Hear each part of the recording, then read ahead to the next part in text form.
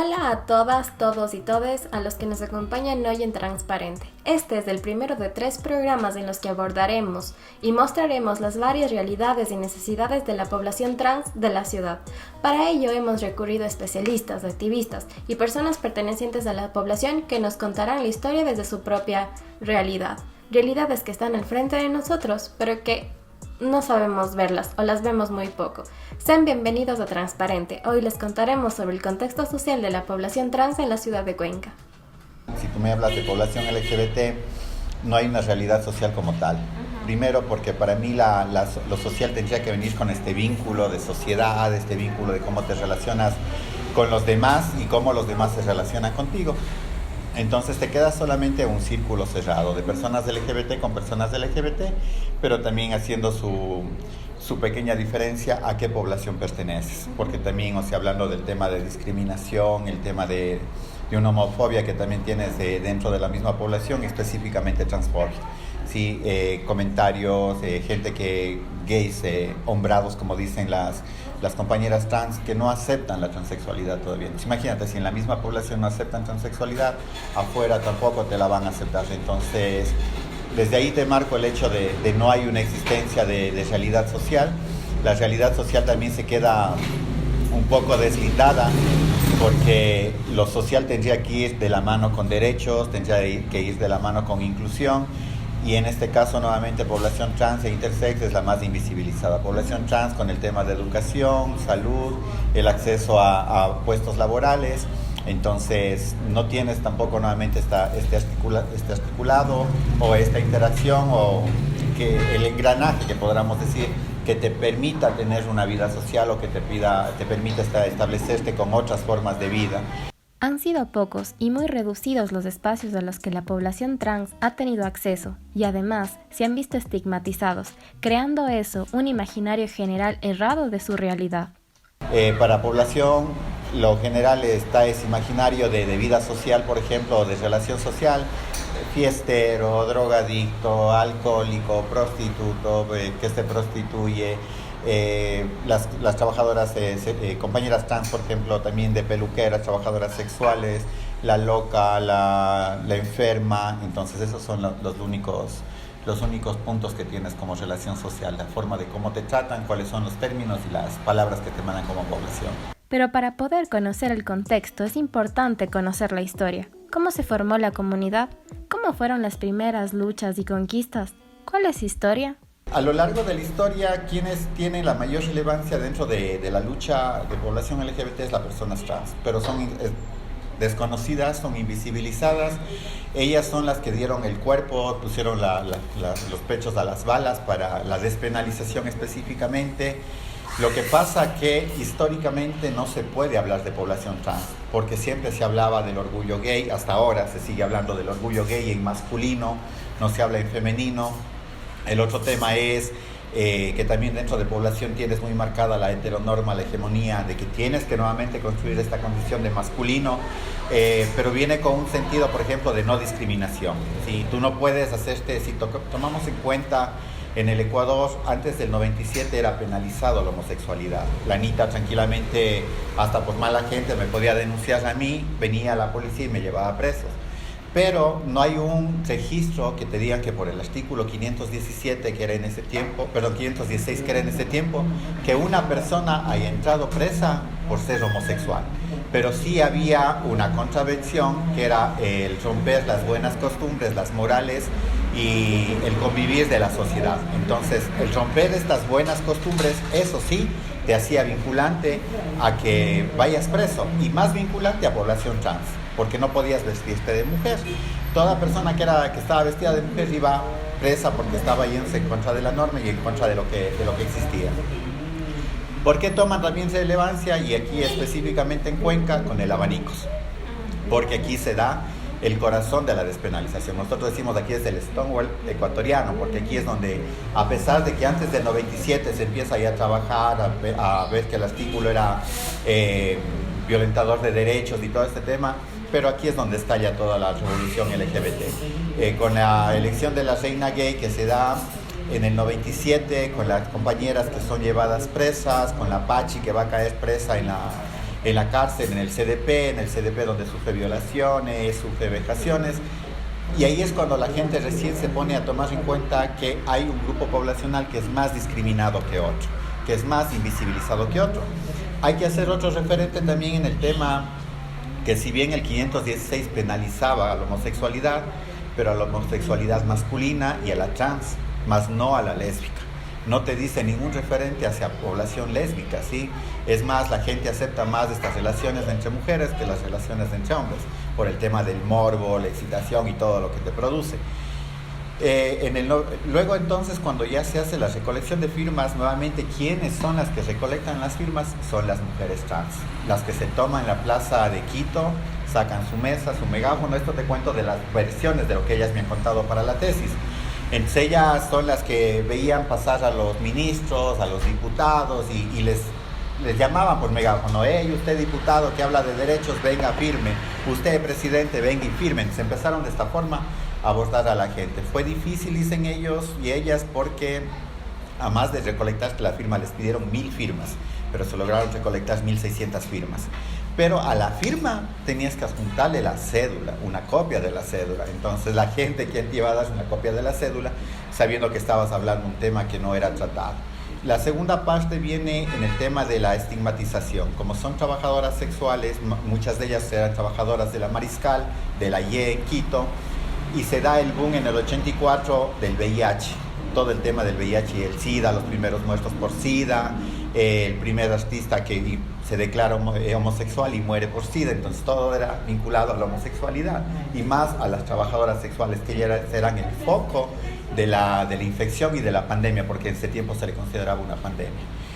Peyorativo luego el tema de cómo se da la sentencia de despenalización.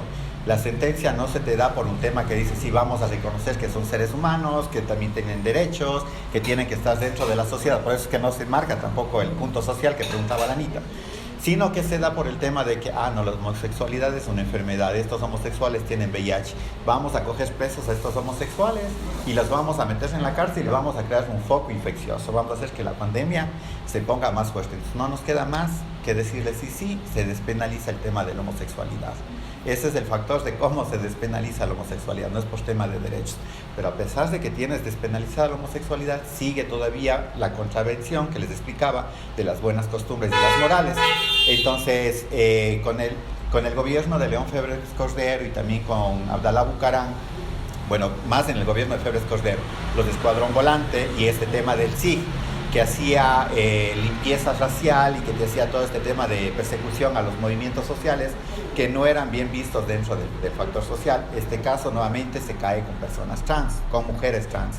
A las mujeres trans que estaban ejerciendo sus trabajos en la IE y en la Mariscal, les abordaban en la madrugada. Todo lo que es, ellas no llaman el escuadrón volante, les dicen el escuadrón violante, porque les cogían y les subían al escuadrón volante para llevarles a las lagunas de la Alameda y a las lagunas de la Carolina, y les metían hasta el cuello, y ahí pasaban hasta las 5 de la mañana, ¿sí? Como un tema supuestamente de que pensaran, recapacitaran y se convirtieran y dejaran el mal hábito de vestirse de mujeres, ¿sí? Como una enfermedad. Como una enfermedad. Entonces ese es el tema de cómo es la historia de ellas, y hasta ahora no te puedo decir que ellas tengan derechos caudicados como tal, o que el Estado, que el gobierno cumpla con los derechos de ellas, porque no, como le decía antes, es tan básico que, por ejemplo, ellos no tienen acceso a la educación. Te dicen, por ejemplo, en la universidad te dicen el libre acceso. Claro que yo me matriculo como persona trans, pero no me están asegurando un espacio libre de discriminación, libre de violencia. Muchas compañeras se han invisibilizado, se han sentado al último, han tratado de no preguntar o de estudiar de alguna forma que los profesores incluso ni les vean. Las compañeras que se han visibilizado en la universidad han sido también puntos de discriminación. Incluso una compañera se cambió de universidad y se fue a estudiar en otra universidad donde supuestamente le abrieron las puertas, pero más fue por un factor económico, porque era universidad privada. Acá incluso las acciones afirmativas te dicen la no discriminación por identidad de género, pero sin embargo, si tienes una normativa, ¿cómo la normativa le haces llegar a las personas? Y las personas asimilan que no pueden discriminar. Entonces, como tal, la historia de población trans se sigue construyendo día a día todavía. Actualmente se puede percibir una sociedad más abierta, que conoce y acepta realidades que antes eran innegables. Sin embargo, son varias las falencias que aún se tiene como sociedad, y más aún, un Estado que se dice libre, pero que deja de lado las necesidades de la gente de la población trans. Ese es el patrón. Primero, no tienes educación. No tienes educación, no tienes trabajo. No tienes trabajo, no tienes seguridad social. Y la seguridad social tampoco es que te va a cubrir todo. Además, es importante que conozcamos ciertos términos y conceptos. Ya, lo que pasa es que nosotros decimos, incluso somos partidarios de que no tendría que existir letras que te digan LGBT y TTT hasta donde tenga que irse, sino simplemente que empieces a hablar de una diversidad y que empieces a introducir el tema diversidad, y con eso incluso decimos, no hay tampoco la necesidad de clasificar entre homosexuales y heterosexuales, porque todos estamos dentro de una diversidad. El tema viene también de cómo la lucha, por ejemplo, luego de la despenalización, ya no fue llevada por mujeres trans, ¿sí? Sino fue llevada nuevamente por hombres y hombres gays. Entonces nuevamente te haces toda esta construcción de hombres gays. Y me acuerdo uno de ellos que decía en una de las entrevistas que le hice, nosotros teníamos que figurar muy masculinos, porque veíamos que ser femenino o irte un poco más a la feminidad, en este caso querer ser trans, era un vinculante de violencia. Te golpeaban, te llevaban preso o cualquier factor que te podía dar esta representabilidad, y por eso es que te empezaban a hacer una construcción masculina. Siempre te hablaron siempre de gay, nunca te hablaron de lesbianas, nunca te hablaron de trans. Empezamos nosotros a introducir los términos trans, primero para despatologizar, para que vean que tener una transición, hacer un cambio o transitar a otra forma de vida que es la tuya, desde lo que ellas siempre han dicho, estoy en un cuerpo equivocado y quiero tener mi propio cuerpo, eso es una transición. De ahí nace también, creo, el término de trans, pero si hay esta confusión, porque la travesti nosotros decíamos, la travesti es incluso la viuda que sale en año viejo, ¿sí? Que es una travesti, simplemente no tiene nada que ver con tu identidad de género, tu orientación sexual, ni tu forma de vida. Pero para las trans es más fuerte porque es su 24/7 que decimos nosotros, es vivir constantemente todo este tema de cómo se visibilizan y cómo quieren visibilizarse, porque incluso es más confuso, porque tienes travestis, tienes trans, tienes incluso el término transexual y transgénero todavía está confundido. Sí, nosotros acá en Ecuador utilizamos los dos términos. El transgénero, por ejemplo, la que ha hecho solamente un cambio de género, no tiene cambios todavía en sus órganos sexuales. Sí se ha hecho procesos de hormonización, por ejemplo, pero ha transgredido solamente el género. Y la transexual, que sí, por ejemplo, ya se hizo una resignación, sea masculino o femenino, se ha hecho una resignación que le estimule más o que le asimile más al cuerpo que quiere representar. Esto hay una diferencia, por ejemplo, en Estados Unidos o lo que es todo el mundo anglosajón, no vas a encontrar transexuales, ellos hablan solamente de transgéneros. Si vas a Europa, en Europa vuelta no te hablan de transgéneros, te hablan solamente de las transexuales o te dicen las travestis. En España, por ejemplo, no te dicen transexuales, te dicen siempre las travestis. Sí, incluso si ustedes ven la serie Veneno, ellas se tratan de travestis, no se tratan de transexuales. Entonces esa es otra diferencia.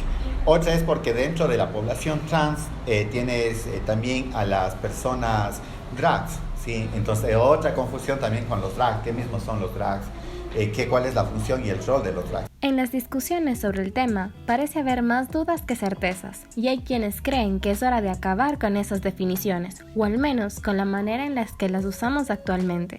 Sin embargo, la conceptualización y su diferencia son necesarias y urgentes para romper con los estereotipos de género, cuestionar los roles impuestos a mujeres y a hombres, así como las normas sociales que consienten el abuso. Bueno, el género es en realidad la construcción psicológica y también psicosocial de cómo asumimos nuestro sexo biológico. Nosotros nacemos a nivel de lo que sería nuestro sexo, nuestra biología, como hombres o mujeres.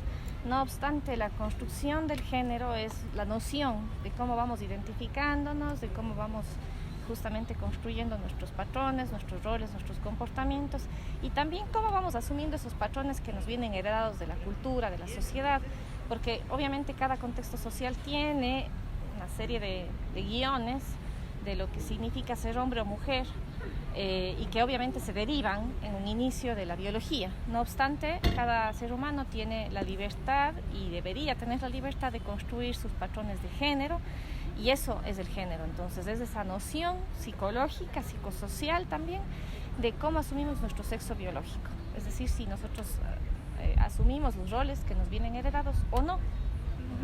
Al decir identidad de género es parte de la identidad general. En realidad la identidad es un constructo psicológico un poco más complejo que solamente hablar de identidad de género. La identidad de género sería la parte de la identidad que asume la persona, sus roles, sus patrones, sus estereotipos, sus comportamientos con base al género, ¿no? Pero de ahí hay la identidad vocacional, hay la identidad también con respecto a cómo nos sentimos con la familia, la identidad consigo mismo también en los patrones, en qué es lo que queremos para nuestra vida, más allá del género, ¿no? Entonces trasciende, la identidad es un constructo como más, es un paraguas, y la identidad de género sería una partecita importantísima, yo creería que la más importante de la identidad general, pero que está un poquito más encaminada hacia lo que tendría que ver con roles, estereotipos, comportamientos respecto al género. La comunidad trans tiene una historia, un contexto, una realidad que necesita ser mostrada. Esperemos que este espacio sea para ustedes un lugar de aprendizaje. Les esperamos en el siguiente programa en Transparente. Hasta pronto.